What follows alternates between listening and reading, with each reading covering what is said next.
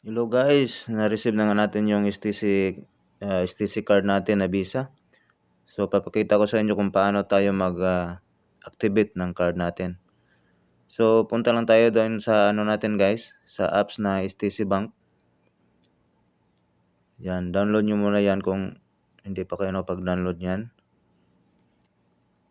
Para mag-activate tayo ng card. So yung Visa card natin. Enter lang natin yung quick pay natin na ginawa natin nung pag-register natin sa STC Bank app.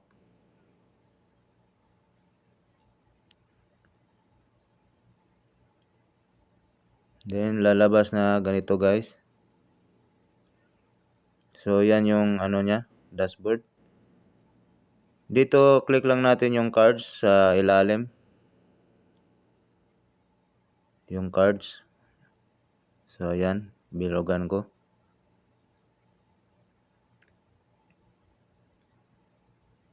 Tayin lang natin.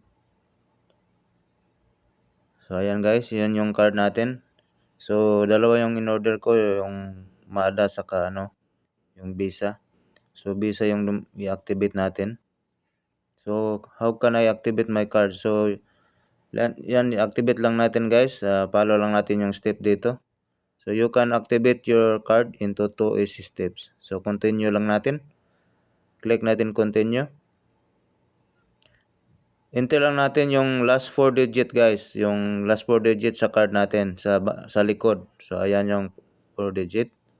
Click lang natin continue.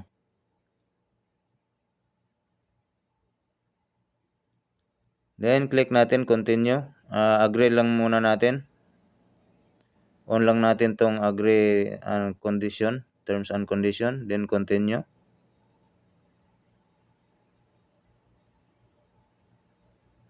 So dito guys, enter natin yung for the pin number po natin guys, yung ginawa natin sa kung paano tayo gumawa nung nakaraan sa apps nila. Gumawa tayo ng 4 digit pin para sa card natin. So enter lang natin. Enter lang natin ulit.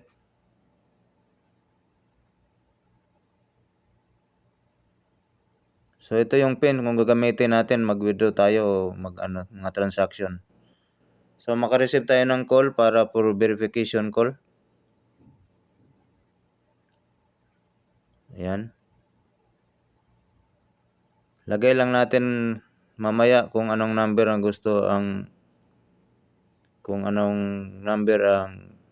sasabihin ng customer service.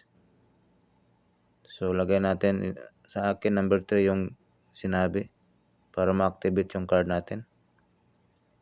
So tapos na yan. So dito guys, may message naman yung STC verification code na po. May-message yung STC ng verification code. So ayan. Lagay nyo lang dito, 4 digit po yan. So ayan. So guys, your card is activated. So ayan, activated na po yung card natin.